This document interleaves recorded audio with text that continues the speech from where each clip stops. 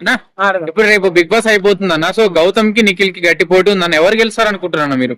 నాకైతే నిఖిల్ గెలవాలని ఉందన్న. ఆ, నాకు గౌతమ్ అప్పుడు శివాజీ గారితో ఆడినప్పుడే నాకు పెద్దగా గౌతమ్ మీద ఏం నచ్చదు. ఓకే. వేరే వాళ్ళని పాయింట్ అవుట్ చేసి మరీ గెలవాలనుకుంటాడు గౌతమ్. నాకు గౌతమ్ గేమ్ అంతేం అనిపించదు.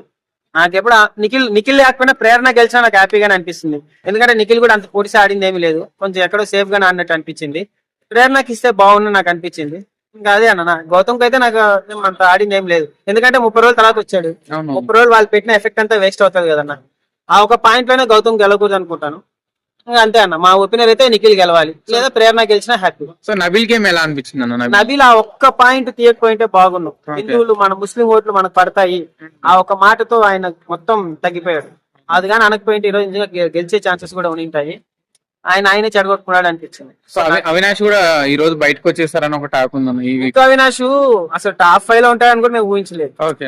లక్ తో వచ్చారని ఓకే, ఎంటర్టైన్మెంట్ కామెడీ వాళ్ళకి కప్ ఇవ్వరు అనేది పక్కన పెడితే 30 రోజుల తర్వాత వచ్చి టాప్ 5 లో ఉన్నాడంటే మాత్రం గ్రేట్ అనే చెప్పాలి. అసలు టాప్ 5 లో ఉండడమే గ్రేట్ అనుకుంటున్నాము. ఇంకా కప్ అంటారా? కప్ అయితే రాదు. ఓకే. ఎందుకంటే ఫస్ట్ నుంచి ఆడుంటే ఏమన్నా కప్పు వచ్చేదేమో, కానీ 30 రోజుల తర్వాత తీసుకొచ్చి ఆయనకి కప్పు ఇవ్వడం అనేది నాకైతే నచ్చలేదన్న. నిఖిల్ విన్నర్ లేదా ప్రేరణ గెలిచినా కూడా హ్యాపీ. ఎందుకంటే ప్రేరణ ఒక ఆడ పులిలాగా ఆడింది. ఆ కోడిగుడ్డు టాస్క్ లో ప్రాణం పెట్టేసింది, పాపం రక్తం వచ్చేలాగా ఆడారు కాబట్టి ఆ అమ్మాయికి ఇవ్వచ్చు. నిన్న నేను వాళ్ళ జర్నీ చూస్తే కూడా నాకు ప్రేరణదే నచ్చింది, నిఖిల్ ఏమంత అనిపించలేదు. సో అది నా పాయింట్. ఓకే. Thank you.